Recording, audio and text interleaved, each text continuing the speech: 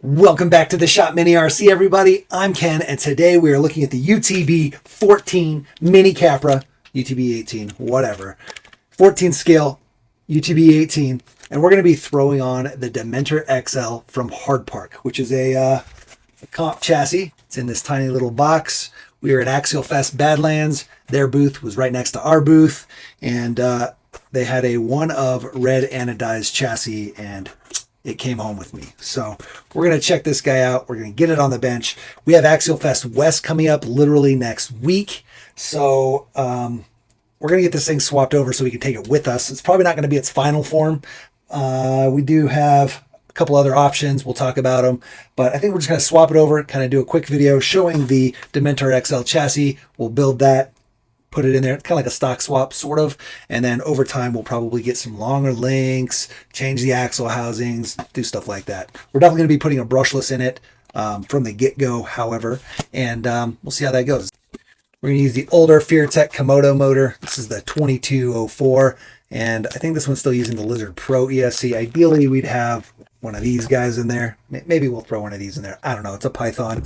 We're not going to do rear steer, so unless we do rear steer, this should be plenty, but we'll see. If we upgrade our servo to a super high torque servo, this might not be enough. I know the BEC on these older FearTech UTB combo kits was not ideal, but we'll see where we're at when we get there, and if we need more, we'll go.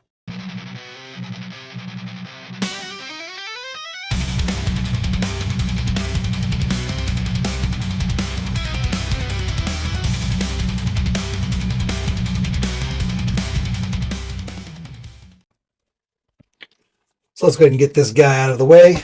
See what's inside our Dementor XL box. We got it signed by the man himself, Chad. So that's going to be cool. Should be a pretty easy swap over from just a totally stock rig.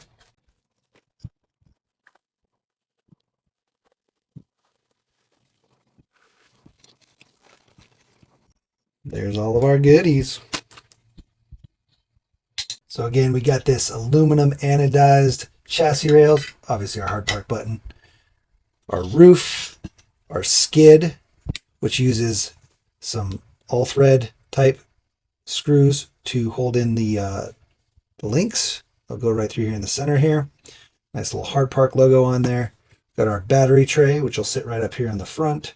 Should be like so. And then our inner electronics tray, which will be sitting in here somewhere, probably like this. And then our brace. So first thing we got to do is we got to get this guy apart. So we're going to start turning this guy down, and then we'll come back to this.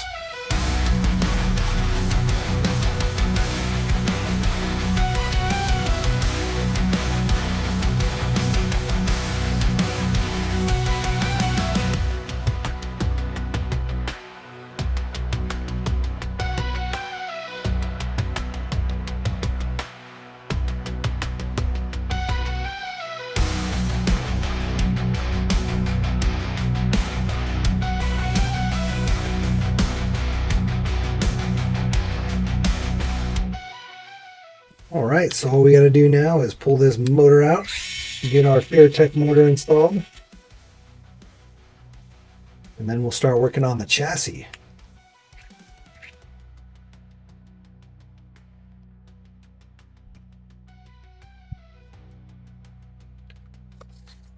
So here it is, the 2204 2500 kV Komodo 118.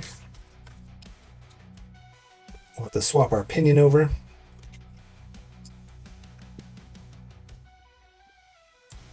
But we run this guy in the other rig that we have, and it's great. It's fantastic.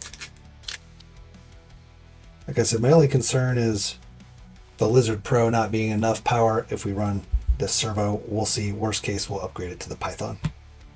All right, that new motor's all in. Nice and meshed. You can see just a tiny bit of play in there. Should work well. Alrighty, so we're going to go ahead and get our transmission installed on our skid, our links installed in our skid, because all that's got to be done before we put it on the chassis rails. Get some of our hardware out here. It all uses the same hardware for everything. These guys here. And then, like I said, the all thread or grub screws for the links. You thread them in through the sides, all the way down, like so. You'll have one on each side. Like that, holding your links in. Okay, so we're going to get that started and get it all mounted.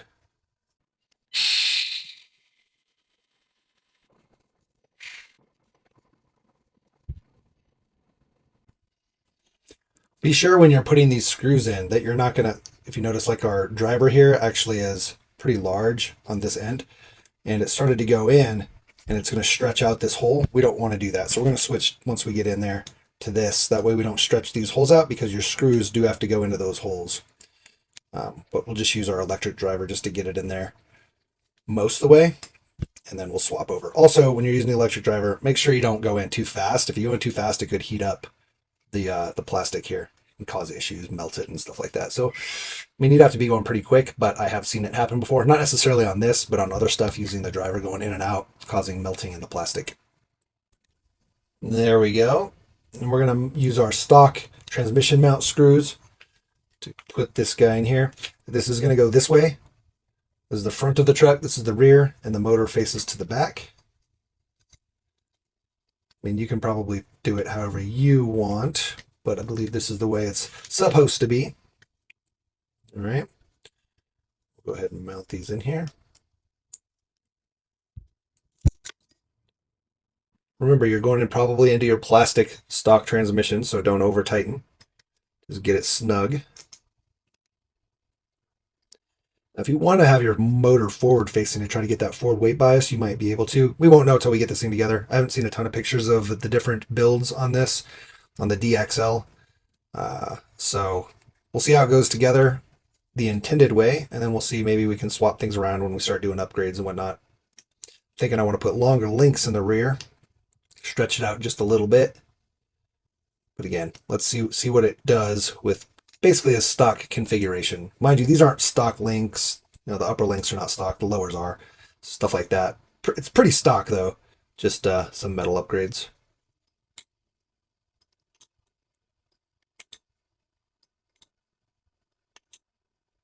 All right, should be good. And then we'll go ahead and get our links, our lower links, installed. The upper links will be installed into the chassis.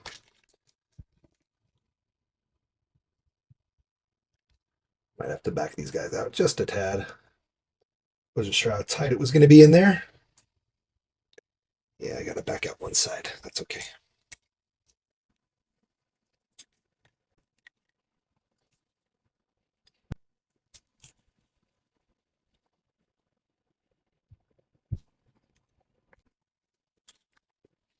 So we're going to go ahead and put these in more. That way that holds that link on a little better.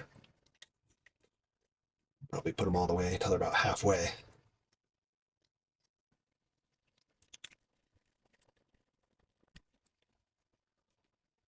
Okay.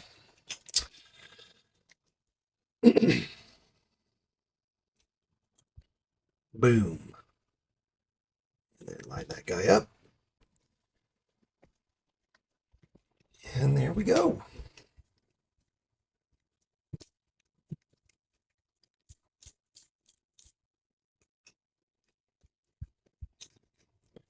And that's probably the best way to do that.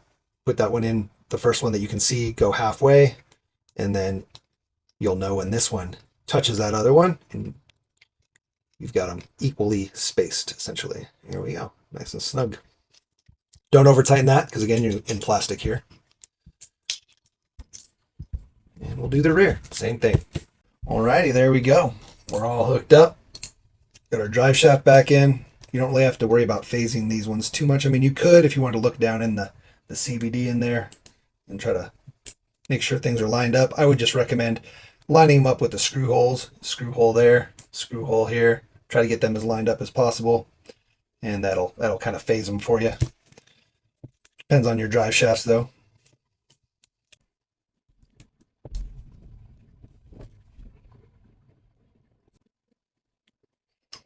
All right, I guess we'll start putting the chassis on now. Chassis rails here. Make sure we get our signature on the outside. So this is our front, this is our back. She goes just like so. Yeah, buddy. All right, let's get some screws in, start to hold this guy together, and then we'll see what we want to do about electronics layout and all that good stuff.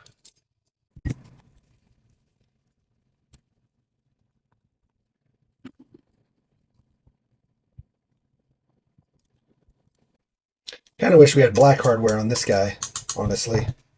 That's okay. Maybe we'll switch it out at some point. Just because the red, the black shocks, all the black, I think the black hardware look pretty slick. All right, both sides are mounted up. Now we're just going to go ahead and look at our upper links. I think we'll just mount them in the center hole here. We are going to use the stock hardware, but we do need to get some nuts for the other side.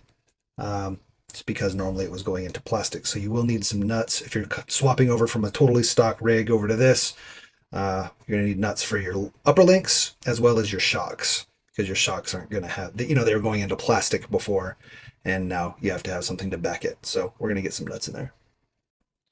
And these screws are M3, so we're using some M3 nylock nuts just to make sure they don't back out on us. Got a little baggie here of some washers and O-rings and some little nylocks. So these came in one of our M3 screw kits. You can get them on Amazon. You can get them from tons of different places. K&K Hardware, all those awesome different companies out there that make cool hardware for our RCs. And then let's see. Let's go ahead and get the other four done. All right, we got our front and rear upper links mounted. Be aware of how much dropout you might have because you don't want your drive shaft binding. You can see that this is dropping out to right about there. That's the max it'll go from the drive shaft. Also, you can see the angle our pinion's at. It's not necessarily ideal, so we probably are going to end up moving these back one just to clock our axle a little so the drive shaft pinion will go up. That's kind of the point of being able to move your links forward and backward. Kind of wish we had one more mount, forward and backwards in the front, kind of like the rear has. But I get it. Generally, you don't need that as much in the front, or you just adjust it through the links themselves. And we're not going to probably have that much dropout. It's probably going to sit like max right there, and then about like that. We're going to sit pretty low with this guy. Okay, and we're going to try to anyway. So we might have to mount our shock up here because these are pretty long shocks. So we just want to make sure that the shocks are what's bottoming out when we drop, not the drive shaft. If your drive shaft is what's stopping your axle and you still have room in your shock, you definitely need to adjust your pinion angle or your shock length so that it's a little bit shorter so that that resistance and that binding doesn't happen on the drive shaft itself. Okay. Also, I've noticed that the stock hardware kind of barely reaches through the chassis. Okay, so even on the stock shocks here, I have a stock shock right here. Normally this just goes straight into an actual shock mount that's on the stock chassis, which is protruding, right? It gives you space. So you kind of need a little bit of space between your chassis, unless you're mounting it down low, right? Like this, which you probably are not going to do. And even then, it's still going to hit. So you need to have space between your shock body and your chassis, which means you're going to be about like that. Okay, so you barely got enough on the end here. So just be aware of that. If you need longer hardware, maybe get longer hardware. It depends on your shocks that you're using, depending on the size of the shock body itself, right? This part and the shock collar. But just be aware of that stuff. You don't want your shocks binding, so this is probably going to be about right there. We're going to use some spacers. Maybe we'll just use some washers. I don't know. We'll have to see what we have. I was just going to use a nut to help space it, but I think it might end up being too much, and then we won't have enough to go through the chassis and put a nut on the backside. So we'll probably just do a couple washers to help space that out. And again, you might need a little bit longer screws. Just so you know, this screw, your stock, is right at 16 millimeters. So if you get like an 18, you'd have plenty. But we're going to try to use the stock screws. A few moments later. Okay, so we're going to start looking at electronics now. We ended up testing, and we need to go with the Python Pro. The Lizard Pro is just browning out because the Servo pulls way too many amps. So Lizard or Python Pro is where we're going. This is an awesome little electronics tray here. It should mount right here, like so. See how that sits? And then you can actually run your wire. If you're setting your electronics up on top, you would run your wire, or depending on how your motor wire is also coming out. We ended up having ours coming out kind of towards the top a little. You can have it come out through this little notch. You can see that notch there, and that'll let it come up, or you can bring it down through here like so if you're going to put your electronics underneath.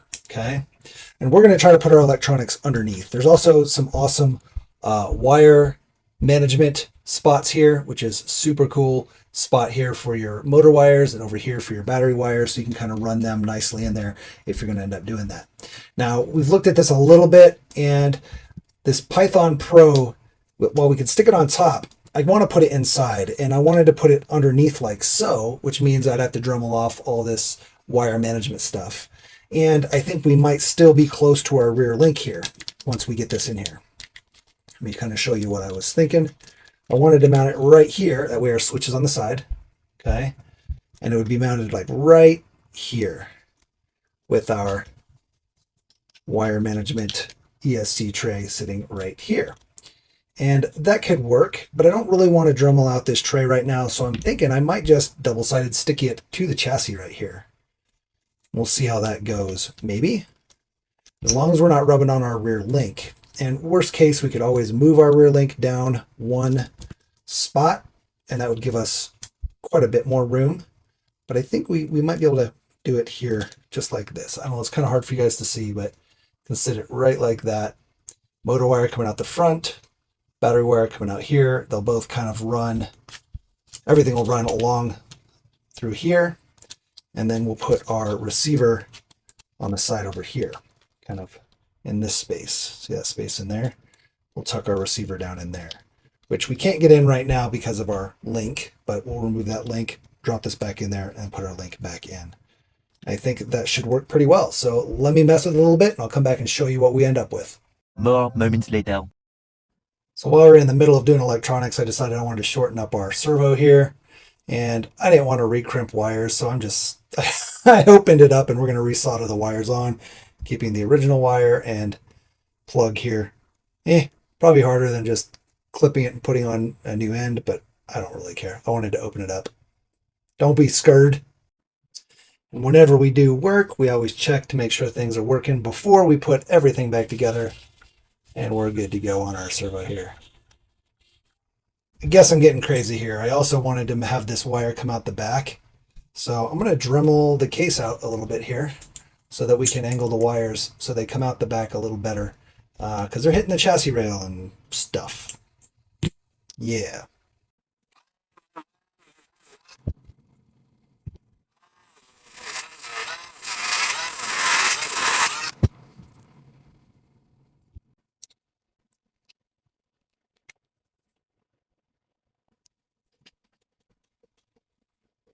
And there we go. And we'll just fill this part right here with some E6000. Kind of seal that back up. But yeah, that'll work. That'll work. Hopefully it doesn't hit our battery tray. Should have checked that first, I guess. We'll find out. Beautiful. All shortened up. Got it kind of sealed back up in there. Plenty of clearance now. No extra wire. Just going to make the wires black. We'll probably just Sharpie it. So you can see we're all set up here. We've got our receiver over on this side. I half decased it. I don't know if you can see what's going on in there, but I took off the top half because it wouldn't fit underneath the trans. And now it fits a little bit better in there. You can see what's kind of going on. And then we wrap that wire around here, that throttle servo wire, into our ESC. And the ESC is going to fit right in there, just perfect. Kind of holds right up against the transmission housing, and then it actually is not touching the link if we don't want it to, if we lift it up just a little bit. So that's good. And like I said, worst case, we can always move our link down one and we'd have plenty of room, but that's going to sit in there right like that. Motor wires run right in there, nice and snug between the trans case and the ESC. I think I want to go ahead and use this just because I like the brace and it kind of cleans it up a little bit more. Not that it looks bad with just that, but this will give us a place to actually mount the ESC a little more secure to the top of this or bottom of this, but we will have to Dremel this out. Not a huge deal. I was just trying to avoid it, but I want this brace here. I want this plate here just so we have a little cleaner interior. And yeah, so we're going to go ahead and get that taken care of, get all this stuff nice mounted. I'd like to get the lights from this guy.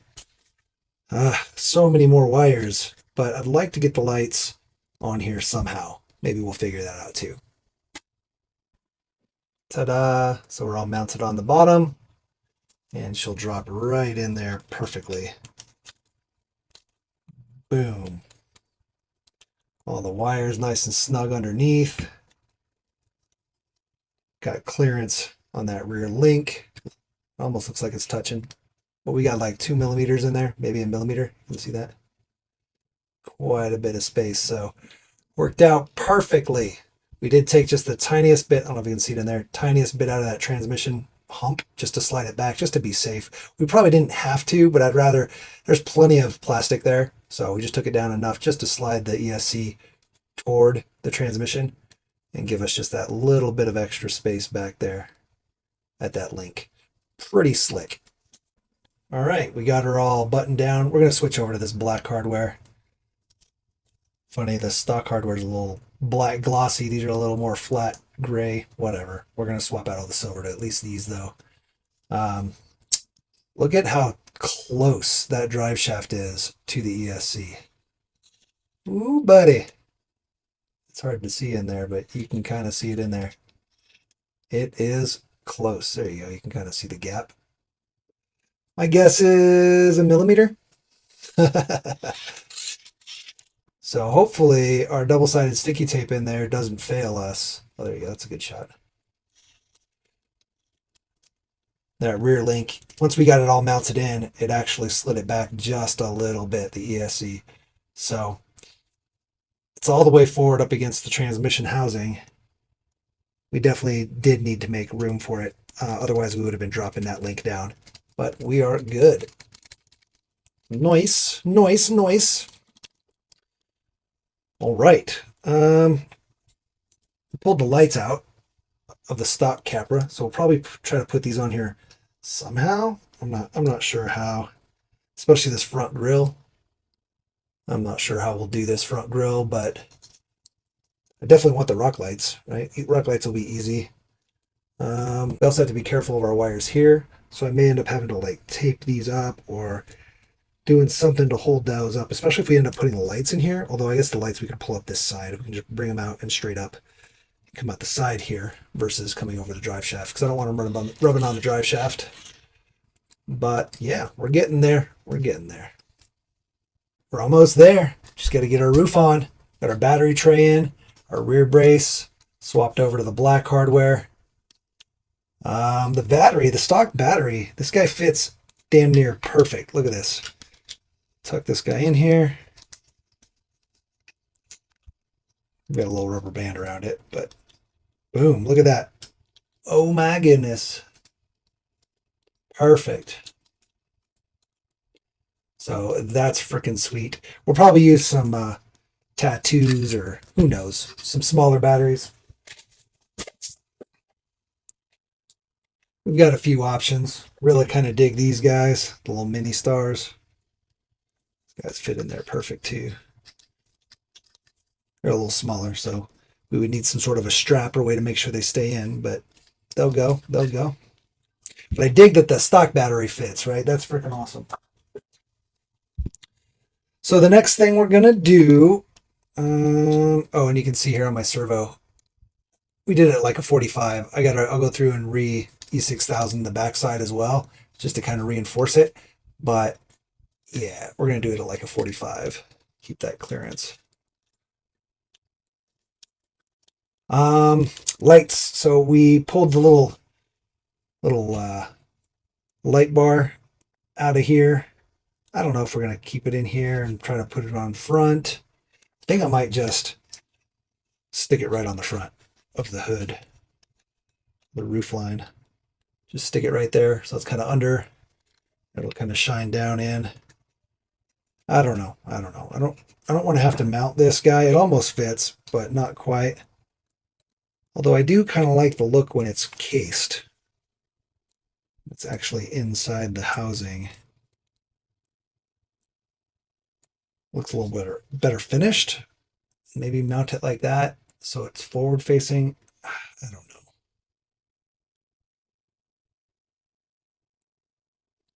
What do you guys think? Or just kind of glue it straight to the roof, maybe go in and make it black, make the whole thing black. Definitely looks better with the case, but just too big. I wish I could. Thought about flipping the roof around and putting it like so, but I kind of like the visor. Maybe we can Dremel this whole top part out so it fits a little nicer up in there. Maybe? Who knows? Well, we got there. She's looking good. Got our light bar installed. Got some rock lights. Got some inner lights just because they were the extras. Where are they at? Oh, right here on the sides. Yeah, got one there and one here. Because the stock Capra kits floodlights come with the headlights, right? So instead of using the headlights as headlights, we're just using them as more floodlights underneath. Rock lights. Got ourselves a little triangle made. Yeah, buddy. I think I want to go ahead and get it weighed out. I think we'll go ahead and put it on the four corners and see what our weight distribution looks like. This thing's going to be freaking awesome. All right, here we go. Look at that. 61.39. Boom. Now the servo is a metal gear servo, metal housing servo, obviously, so that extra weight up front helps. The battery's in there. It's a hard case, so that's going to add a little weight to the front. Got nothing going on in the back here, so all the weight's forward, which is awesome. If we ever needed to, we could always add just the weight hangers, the brass portal covers, stuff like that. But 61.39 right out the box. Well, out the box. Right out of our first try at the build. So pretty freaking sweet. Yeah, this is gonna be awesome. I was tempted to flip these wheels here, kind of have them inset, cover the portals a little bit, narrow up the track width. We've got room. I don't know. I kind of like it wide though. I kind of like it wide. Just don't like the scrub that we get. We get quite a bit of scrub here because there's such a negative offset. It pushes the wheels out quite a bit. But yeah, we'll see. I'm sure this will get changed up over time. Just wanted to get it done for Axialfest, and hopefully we'll show you some video from Axialfest running this guy. Go ahead and yeah, let's time travel. The next day.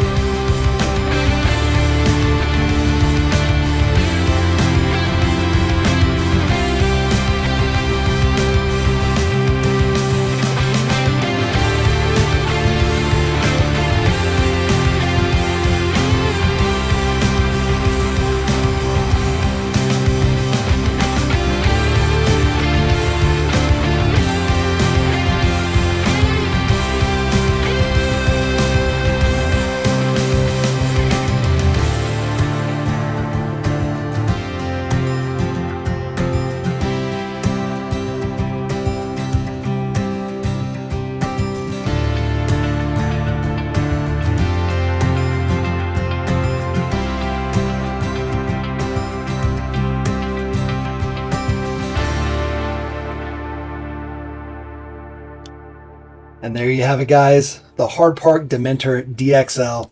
We've been waiting on this guy for quite a while. We're excited to finally have one and to have it signed by the man himself and be a one-off red aluminum. Pretty awesome. We had a sad day. You can see it's glued. I don't know if you... There you go. This whole roof cracked thanks to TSA. There and there. You probably can't see it very well, but we glued it. We got it back together, but TSA kind of messed us up there. They opened up our luggage, and when they put it back, clearly they forced it. So that sucks, but we had an awesome time at Axialfest Rob's Resort in California. We got to run this guy a little bit more at night. I didn't show any footage of that because I just enjoyed it. I didn't record anything. I just ran it with the guys. We all ran our UTB18s, and so I did a full-on night run with it. And sorry, no footage. Like I said, I just wanted to enjoy it. You know, when we're out there, we're working the booth and whatnot, and trying to shoot footage for the big video covering the event, which you can check out over here. But yeah, so we just wanted to enjoy the run. I think we're gonna want to stretch this guy out at some point. We got our shocks mounted as high as we can, and it still sits a little higher than I'd like. You know, it doesn't sit too bad, actually. Once you kind of get the shocks broken in, there we go. So not too bad, but I would like it just a little lower, and I think a little bit more stretched out will give us that, plus a little bit longer wheelbase, especially with how wide this guy is. Might as well go just a tad longer versus just being the stock length. But the chassis itself, awesome. Huge shout out to Hard Park for building an awesome chassis for the UTBs. And yeah, hope to see more people out there building them. I know there's a couple guys out there that already have one. They've had them for a while. But I can't wait to see them just get in more people's hands because it's a cool platform. It's super fun. Like I said, I love everything about the UTB 18 except for the fact that they called it an 18 because we all know it's a 14. So yeah, don't know what else to say about it other than it's awesome. Make sure you support Hard Park. They're doing cool things, especially with the 24s. Check out a lot of their cool new 24 stuff. We've got a Valkyrie that we're probably going to be building up next. Hopefully we'll have that done super soon, and we'll have a video for that up. But so that you guys don't miss that, make sure you like, subscribe, share, and hit that notification bell. That way you know when the new videos come. We also have channel members. Huge shout out to the channel members. Thanks for being a channel member, everybody. You guys are super awesome. For anyone that doesn't know, channel members get to see the videos before anybody else with no ads. They also get exclusive content. We do kind of behind the scenes footage every once in a while. And yeah, they get priority comment replies. So when I can't reply to everybody, which so far we still have, but when it gets to the point where I can't, the channel members will always get replies. Depending on their tier, they can also reach out and I'll talk to them one-on-one, help them out with stuff, things like that, which I try to do a lot of times anyway. But when you're a channel member, you definitely take priority because you are helping support this channel and get stuff like this taken care of. And videos brought to you guys. It takes a lot of work to edit these videos. Even just a half-hour video, it takes about 3 to 4 times that at least just in editing, let alone building and filming and all that good stuff. So huge shout out to you guys. Thanks for the support. Thanks for the support to everybody though. Even if you're not a subscriber, which is easy, just click for you, but it means the world to me. But even if you're not a subscriber, just your views are a huge help to the channel. So I appreciate all of that. We also have some swag. Definitely check out our swag. Super simple. Got it down below. You can just click and check out what we have to offer. Anyway, guys, like I said, I appreciate everybody out there and especially Hard Park for making awesome stuff. Speaking of awesome stuff, you get out there and build something awesome, build an awesome car, build an awesome course, and just hang out and build an awesome community. It's the best thing you can do. It's the best part of this hobby is those 3 things. Building and learning and growing and yeah, all that good stuff. Anyway, video's long enough. Let's get out of here. Smash it, crash it, and bash it, but don't break the expensive parts. Peace.